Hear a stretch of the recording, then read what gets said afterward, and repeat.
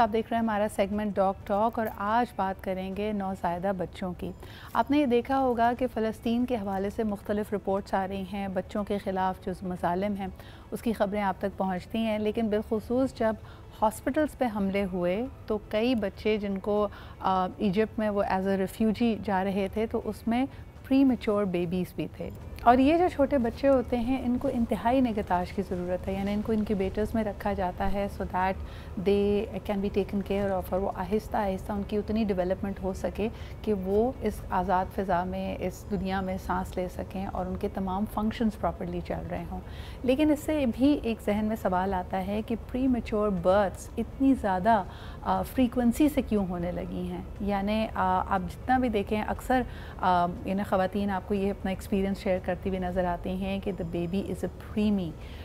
वजूहात क्या होती हैं, क्या ये स्ट्रेस इंड्यूस्ड है, इसके ऊपर और मुख्तलिफ़ कंडीशंस क्या बनती हैं, आइए इसके बारे में जानते हैं कि फ़ुल टर्म तक बेबी को कैसे डेवलपमेंट उसकी होती है और प्रीमीज़ के बढ़ जाने की वजह क्या है। हमारे साथ मौजूद हैं डॉक्टर अदीला ताहिर, आप एक इनफर्टिलिटी एक्सपर्ट भी हैं, कंसल्टेंट गायनेकोलॉजिस्ट भी हैं। बहुत शुक्रिया अदीला जी आपकी मौजूदगी का। मुझे ये बताइए कि आम तासुर ये है कि आजकल प्री मैच्योर बर्थ्स बेबीज़ की बहुत बढ़ गई है, क्या ये तासुर दुरुस्त है? जी बिल्कुल। पेशेंट्स जो है आजकल बहुत कॉमनली जो है थ्रेटन मिसकैरेजेस जिसमें ब्लीडिंग हो जाती है फर्स्ट ट्राइमेस्टर में, this is also a threat. और ऐसे पेशेंट्स जिनको थ्रेटन मिसकैरेज होता है उनमें सर्वाइकल लेंथ उनकी कम हो जाती है, यानी यूट्रस की मुंह की जो cervix should be closed during pregnancy. Cervix is basically the mouth of uterus, उसको थिनिंग होती है जब तक at the time of birth.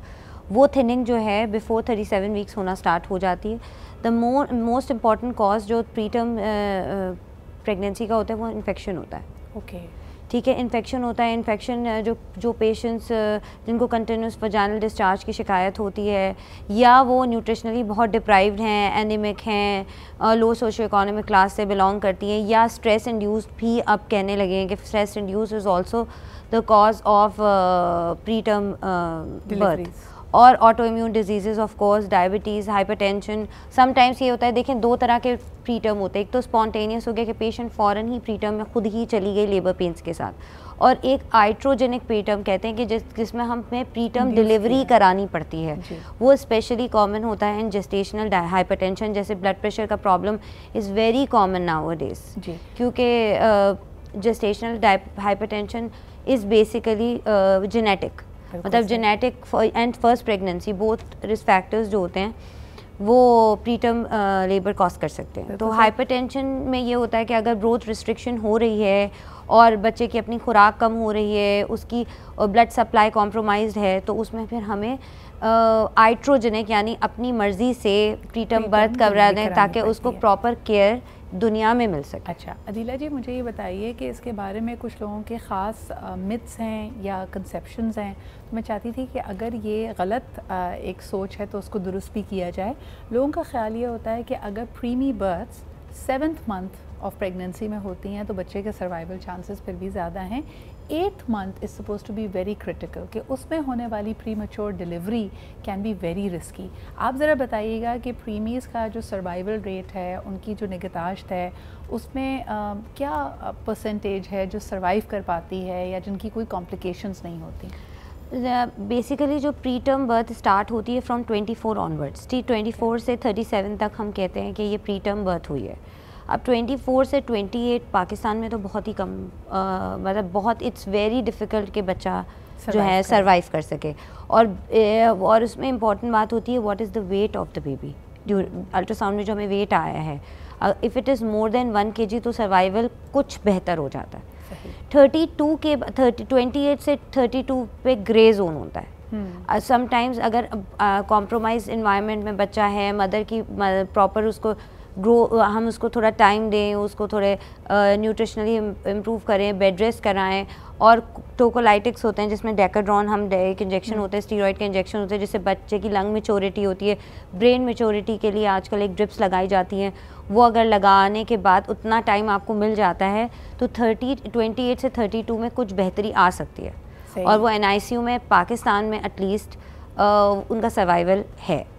32 से 34 का भी यही है। 34 के बाद बहुत अच्छा सर्वाइवल हो। 32 से 34 से 37 में जो अगर आपका लास्ट जो 3 वीक्स हैं उसमें अगर आप देख रहे हैं कि उससे पहले बर्थ हो गई है, so there is a very good healthy 33 plus का बहुत अच्छा सर्वाइवल रेट होता है। NICU में वो बहुत अच्छे से, अगर NICU आपका बहुत अच्छा वेल इक्विप्ड है और इसमें प्रॉपर केयर मौजूद है तो उनका सर्वाइवल रेट बहुत ही अच्छा होता है और उनकी स्टेरिलाइजेशन अच्छी है तो सर्वाइवल रेट अच्छा है। 32 से 28 तक 50-50 होता है। अच्छा, एक और बड़ा मिथ इसके हवाले से ये है कि प्री मैच्योर बेबीज़ की डाइट मुख्तलिफ होती है, मदर्स ख़ुद उसको नर्स नहीं कर सकती, उनके लिए ज़रूरी है कि उनको एडिशनल सप्लीमेंट्स, दवाएं या टॉप फीड दी जाए। क्या ये बात दुरुस्त है? नहीं, सबसे बेस्ट अगर न्यूट्रिशनल सप्लीमेंट बच्चे के लिए देखा जाए तो वो ब्रेस्ट मिल्क ही है। तो हमें जितना बच्चा ब्रेस्ट, क्योंकि ब्रेस्ट मिल्क में अल्लाह ताला ने ख़ुद से नेचुरल एंटीबायोटिक्स डाली हैं, तो अगर वो बच्चा वो मिल्क फीड करेगा तो ऑब्वियसली उसको नेचुरल एंटीबायोटिक्स मिल रही है तो उसका रेजिस्टेंस पावर जो बच्चा टॉप मिल्क पे है उससे ज़्यादा अच्छा ही होगा। बिल्कुल। अच्छा, इसके अलावा जो, क्योंकि लोगों के लिए बड़ा तकलीफ़देह अमल होता है, यकीनन बच्चे को अगर आपको इनक्यूबेटर में रखना है, उसको मुख्तलिफ और मेडिकल फैसिलिटीज़ होनी है, तो what about the mental health of the mother? Because माँ का तो फ़ौरन दिल चाह रहा होता है कि वो बच्चे को छुए, उसको उठाए, अपनी गोद में ले। क्या जो प्री मैच्योर बेबीज़ होते हैं उनको लोगों से दूर रखा जाता है, उनमें चांसेस ऑफ इन्फेक्शन या किसी और किस्म का उनको ख़तरा लाहक होता है? सबसे ज़्यादा इन्फेक्शन जो है ना वो मेहमानों से लगता है। अच्छा। जो पूरा मैटरनिटी होम भर जाता है ना लोगों से, तो ऐसे बच्चे को तो वो डेफिनेटली बहुत ही ज़्यादा हैंड हाइजीन की, स्पेशली कि आप सैनिटाइजर्स यूज़ करें ऐसे बच्चे को हाथ में लेने से पहले, उसको कोज़ी रखें, मतलब सबसे वार्म एंड कोज़ी रखें, मतलब आप उसको खुला नहीं छोड़ सकते उनको, और प्रॉपर, और स्पेशली उनका फीड नॉर्मली तो आप डिफरेंट हो गया है ना कि ब्रेस्ट मिल्क ऑन डिमांड देना है, अब तो चेंजेस हो गई हैं, लेकिन ऐसे बच्चे को जो प्री टर्म है उसको आपको एवरी 2 आवर्स बाद फीड कराना है, तो उसको 100% मोर केयर और मतलब और केयर की ज़रूरत है, निगहदाश्त की ज़रूरत है। और जो माँ होती है ऑब्वियसली जब बच्चा NICU में जाता है तो ऐसी माँओं का पोस्टपार्टम डिप्रेशन में जाने के बहुत ज़्यादा चांसेस होते हैं। ऐसी माँ को बहुत ज़्यादा टेंडर लव एंड केयर की ज़रूरत है, और फैमिली मेम्बर्स जो उसके एसोसिएटेड फैमिली मेम्बर्स हैं from maternal and paternal side, उनको बहुत सपोर्ट करना चाहिए बच्चे को संभालने में। बहुत, अगर फॉर इंस्टेंस पेशेंट का C-सेक्शन हुआ है तो ऑब्वियसली उसके मोबिलिटी और जो है वो कॉम्प्रोमाइज़ होगी और वो आ नहीं सकेगी, वो बैठ नहीं सकेगी, उस बच्चे को संभाल नहीं सकेगी, तो ऑब्वियसली इसमें फैमिली का जो है वो बहुत रोल इम्पॉर्टेंट होता है, हस्बैंड का रोल इम्पॉर्टेंट होता है। हस्बैंड जितना टेंडर लव एंड केयर, क्योंकि ऑब्वियसली वो इमोशनली अटैच्ड है, उसका भी बच्चा है, तो वो जितना मदर को रियश्योर कर सकता है उतना अच्छा कोई भी दुनिया में नहीं कर सकता। बिल्कुल सही। अच्छा, मुझे ये बताएं कि जहाँ आपने माँ के पॉसिबली पोस्टपार्टम डिप्रेशन में जाने का जिक्र किया, प्री मैच्योर बेबीज़ के बारे में एक और चीज़ कही जाती है, अगर आपका first born pre term baby है तो पॉसिबिलिटी है कि आपके सारे बच्चे प्री टर्म हो। क्या इस बात में कोई सदाकत है? जी बिल्कुल, 20% इंक्रीज़ हो जाता है नेक्स्ट प्रेगनेंसी में, 20% इंक्रीज़ हो जाता है रेट, और अगर हाँ चांस इंक्रीज़ हो जाता है कि अगर एक प्री टर्म है और अगर 2 प्री टर्म है तो 40%। इसमें हमारे पास प्रिवेंशन के लिए 2 चीज़ें होती हैं। एक तो आप कुछ सप्लीमेंट होते हैं, मेडिकल सप्लीमेंट होते हैं जिनको हम प्रोजेस्टेरॉन कहते हैं। प्रोजेस्टेरॉन सप्लीमेंट ऐसे पेशेंट्स को शुरू से दिए जाते हैं।